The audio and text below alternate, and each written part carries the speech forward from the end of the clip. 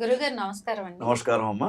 మరి ఈ డిసెంబర్ లో మిథున రాశి వారికి ఎలా ఉండబోతోంది? పరిహారాలు ఎలా ఉన్నాయి? జపా కుసుమ సంకాశం కాశ్యపేయం మహాద్యుతిం తమోరిం సర్వ పాపఘ్నం ప్రణతోస్మి దివాకరం. చూస్తున్నటువంటి ప్రేక్షకులకు స్వాగతం. విశ్వావసునామ సంవత్సరంలో మరి ఇంగ్లీష్ నెలల ప్రకారంగా చివరి మాసం డిసెంబర్ మాసం 3వ రాశి అయినటువంటి మిథున రాశి ఏ విధంగా ఉందో చూసినప్పుడు, ఈ విశ్వావసునామ సంవత్సరంలో మిథున రాశి వారికి డిసెంబర్ మాసంలో సూర్య భగవానుడు ఎవరైతే ఉన్నారో, ఆరోగ్య ప్రదాత అయినటువంటి సూర్య భగవానుడు చాలా చక్కగా ఉన్నాడు.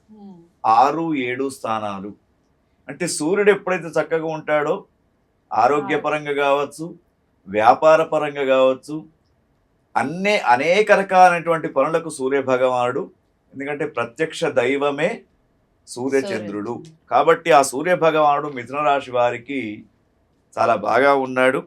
తర్వాత వీరికి కుజుడు కూడా అనుకూలంగా ఉన్నాడమ్మా. 6వ స్థానంలో ఉన్నాడు. కుజుడు అనుకూలంగా ఉన్నప్పుడు రుణాలు తీరిపోవడం, తర్వాత ఎవరైతే వీళ్ళు కొంతమంది ఆధ్యాత్మిక రంగంలో ఉన్నటువంటి వాళ్ళు ఉంటారో వాళ్లకు మెప్పుదల బాగా ఉంటుంది. కుజగ్రహం అనుకూలంగా ఉన్నాడు కాబట్టి వీళ్లకు మరి వైభవంగా కనబడుతుంది. తర్వాత బుధుడు కూడా 6వ స్థానంలో ఉన్నాడు. బుధుడు కూడా అనుకూలంగా ఉన్నాడు.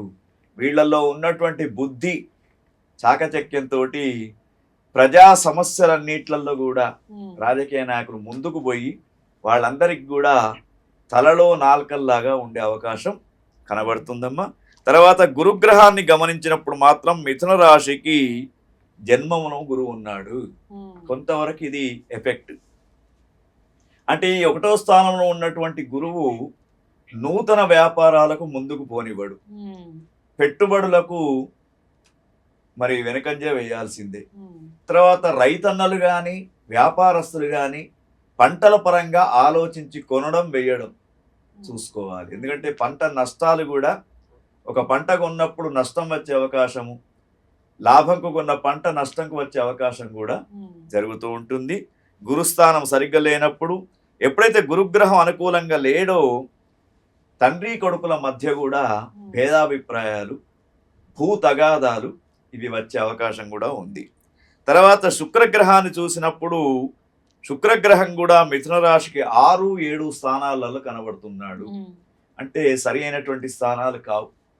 అయితే ఈ మిథున రాశిలో ఉన్నటువంటి వారు రాజకీయ రంగాలలో, సినీ రంగాలలో చాలా విశేషమైనటువంటి పేరున్నటువంటి వాళ్ళు ఉంటారు. అయితే వీళ్ళకు ఇంట్లో మాత్రం వీళ్ళపైన విపరీతమైనటువంటి అపోహలు ఉంటుంటాయి.